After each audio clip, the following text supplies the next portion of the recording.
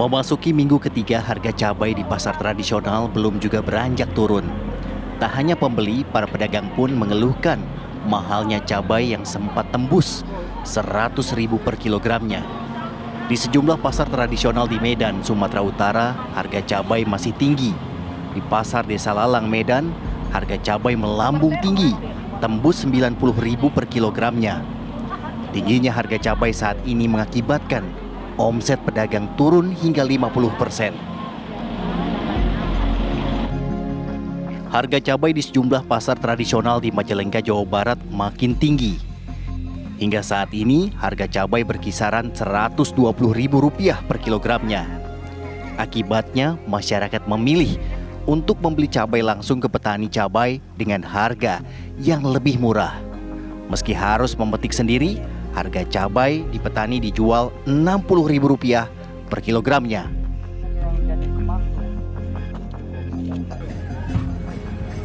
Harga cabai merah di Padang, Sumatera Barat sempat tembus Rp100.000 per kilogram. Meski saat ini harga cabai merah sudah dikisarkan Rp80.000 per kilogramnya. Harga saat ini tergolong masih sangat tinggi dibanding harga normalnya, yakni Rp30 hingga Rp40.000 per kilogramnya. Meski naik dan belum stabil, namun kebutuhan akan cabai merah di Padang tetap sama ketika cabai merah masih stabil di harga Rp30 hingga Rp40.000 per kilogram. Lantaran cabai merah merupakan komoditi yang wajib ada setiap pengolahan makanan dalam rumah tangga dan rumah makan atau restoran Padang. Sementara itu di pasar tradisional Sleman, Yogyakarta, tak hanya cabai merah yang melejit harganya. Sejumlah komoditi sayuran juga mulai merangkak naik. Bahkan ada jenis sayuran yang mengalami kenaikan hingga 2 kali lipat. Tak hanya membeli, kenaikan harga juga dikeluhkan penjual karena membuat dagangannya sepi pembeli. Tim TV One mengabarkan.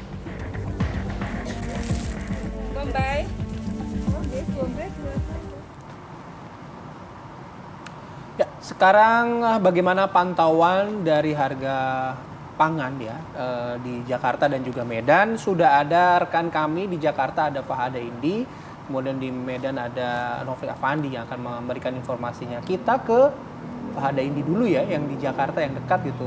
Ini kalau pagi hari ini pantauan Anda gimana nih harga pangan?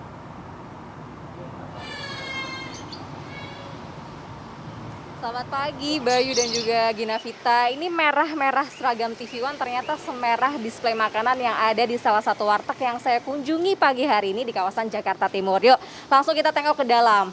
Nah, ini nih, benar kan? Merah-merah sekali warna makanan di sini. Tentunya warna merah ini tidak lain dan juga tidak bukan berasal dari cabai. Wah, padahal ya Bayu dan juga Gina Vita, tadi kita juga sudah menyimak beritanya, harga cabai di pasaran ini masih cukup tinggi. Beberapa hari lalu saya sempat berkunjung ke pasar, harganya masih di Rp120.000 per kilogramnya. Dan kalau saya sendiri sih yang bukan penjual makanan saja sudah cukup pusing ya menghadapi harga bahan pokok nih, terutama cabai dan lain sebagainya. Ada telur, tepung terigu, tempe yang mengalami kenaikan.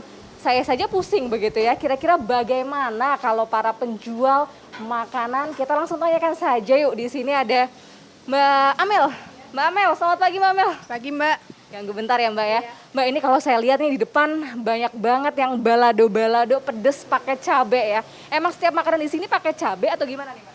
Pakai cabai semuanya. Iya. Meskipun yang nggak balado juga kalau saya lihat sayur-sayur hijau juga ada sedikit-sedikit cabai lah ya Mbak. Iya, buat warna sih biar tertarik gitu orangnya. Biar makin menggoda ya Mbak. Tapi kan ini kalau di pasaran nih harga cabainya masih mahal, bener nggak sih Mbak? Sebagai penjual nih pas belanja mahal juga nggak? Mahal. Berapa harganya? 100.000 sekarang. 100.000 Iya, per kilo. per kilo ya? Biasanya kalau Mbak Amel dan juga di warteg ini nih, warteg Tiga Putra, sehari bisa beli cabai ini sampai berapa? 3 kilo. 3 kilo. Berarti belinya nih 3 kilo jadi 300.000 ya? Iya, 300.000. 300.000. Tapi kalau cabai itu kan macam-macam ya Mbak, ada cabai rawit, cabai merah keriting. Ini yang dari semua jenis cabai yang paling mahal nih cabai apa Mbak? Cabai merah keriting sih kalau di sini. Paling banyak dipakai juga cabai? Iya, paling banyak buat masak cabai itu yang dipakai. Tapi selain harga cabai Mbak yang mahal juga nih pada saat membelinya nih, komoditas apa lagi? Telur, minyak masih mahal. Telur berapa sih biasanya beli? Telur dari 26 jadi 30.000 sekarang. Iya. Padahal seharinya warteg ini belanjanya berapa? 1 kerat sih kalau telur. 1 kerak itu berapa kilo? 13 kilo. Padahal per kilonya berapa tadi? 30.000. 30.000. Terus apa lagi Mbak? Selain cabai, telur, apalagi yang naik lagi nih? Sayur-sayuran sih naik semua. Iya. Bahkan sayur ternyata naik ya pemirsa. Gimana tuh, naiknya cukup tinggi atau gimana? Lumayan sih, yang tadinya 10.000 jadi 15.000. Berarti sayur apa Mbak yang mengalami kenaikan? Semua sih mayoritas naik semua. Semua. Wah, cukup pusing ya Mbak kalau Iya, kayak gitu. makanya pusing kitanya. Waduh, ternyata sayur yang jadi bahan pokok juga naik nih pemirsa. Nah terus gimana tuh Mbak ngakalinnya kalau misal ternyata cabai naik, sayur naik, terus juga tadi minyak goreng juga masih tinggi ya? Minyak goreng berapa tadi? Minyak goreng berapa ya? 50 ke atasan sih masih. Oke. Nah, gimana Mbak ngakalinnya? Apakah jadi harganya naik atau gimana nih? Enggak sih, harga mah tetap sama. Porsi tetap sama gitu. Bisa tuh Mbak, nggak naik nggak apa-apa atau gimana? Nggak apa-apa, daripada kita naikin ntar pelanggan pada ngilang gimana? Jadi daripada Ribet juga kitanya. mempertahankan para pelanggan. Iya, pelanggan. Tapi kan kalau misal kayak gitu uang belanjanya nih juga meningkat dong, melambung juga dong karena harga-harga juga pada mahal. Iya, uang belanja kita tambahin juga. Berapa kali lipat Mbak? Ya, 2 kali lipat, kadang 3 kali lipat. Berarti uang belanja ini sehari-hari 2 sampai 3 kali lipat naiknya ya.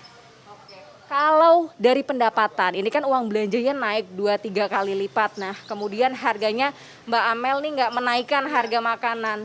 Pendapatannya gimana? Berkurang dong atau gimana? Ya, berkurang sih. Cukup signifikan nggak Mbak pengurangannya? Lumayan, 30%-an. Oke, Mbak, terakhir Mbak, harapannya apa sih ini harga-harga di tengah harga-harga mahal? Ya, supaya diturunin semua harga-harganya gitu, biar kita jualannya juga enak gitu. Tentunya uang belanjanya nggak makin melambung ya. Iya, uang belanjanya nggak makin melambung. Oke, terima kasih Mbak Amel. Itu dia pemirsa, ternyata nih ya uang belanja dari para pedagang ini melambung tinggi, namun mereka juga tentu tidak serta-merta ini bisa dengan mudah menaikkan harga makanan yang mereka jual karena mereka ini masih ingin mempertahankan para pembeli.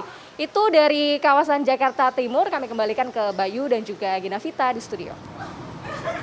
Itu suara hati dari pedagang makanan di Jakarta. Terima kasih Fahada Indi. Kalau di Medan gimana Bay kira-kira Bay? Nah, kita langsung tanya ya sama Nofri di sana. Apakah di Medan juga hal serupa, Nofri?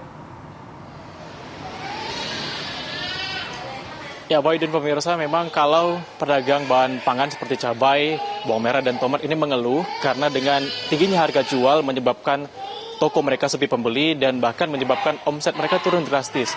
Dan para pedagang juga mengaku menjual barang dagangan mereka bahkan hampir tidak mendapatkan keuntungan asalkan barang-barang yang mereka jual itu terjual habis dan tidak mengalami pembusukan. Nah, sekarang pagi ini saya akan turut menanyakan pihak-pihak yang memang cukup terdampak, salah satunya pedagang kuliner, di mana pagi ini saya sudah berada di rumah makan Padang Pariaman yang berada di Jalan Puri, Kecamatan Medan Area Kota Medan, untuk menanyakan kira-kira seperti apa para pedagang makanan Padang menyiasati kenaikan harga cabai, di mana memang cabai ini menjadi bahan utama dalam mereka mengolah masakan-masakan Padang di rumah makan yang mereka buka begitu. Nah, saya sudah bersama di sini dengan Bu Jasmaniar selaku pemilik rumah makan Padang Pariaman di sini. Assalamualaikum, selamat pagi Bu. Waalaikumsalam, selamat pagi. Bu, ini kan lagi tinggi-tingginya nih harga cabai, bawang, tomat. Tadi Bu, pagi ini membelinya berapa harganya? Harga cabai saya beli di pasar 85.000, bawang 60.000 dan tomat 12.000. Itu tomat itu kualitas standar. Kalau yang paling bagus mungkin 15.000 kali ya. Kalau untuk sekarang ini memang kalau yang namanya pemilik rumah makan menjerit. Karena kita tidak bisa menaikkan harga dengan semena-mena gitu. Kasihan juga dengan pelanggannya. Tapi ya kami macam mana lah ya.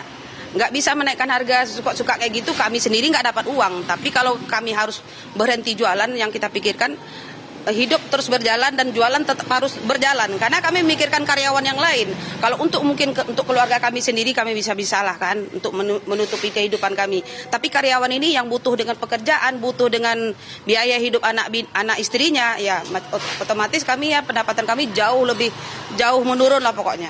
Kadang-kadang kami sendiri pun harus menutupi dengan uang simpanan kami untuk menutupi belanja satu hari itu.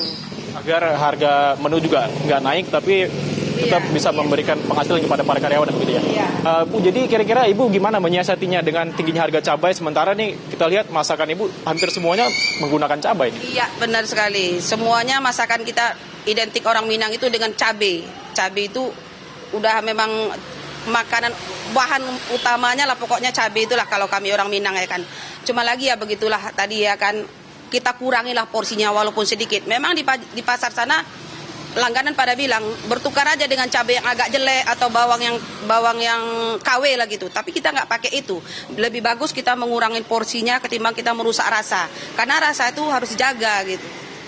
Nah ini kan Ibu bahkan untuk membuat rendang nih memang menu favorit untuk rumah makan Padang. Iya. Kira-kira berapa banyak cabai biasa Ibu gunakan?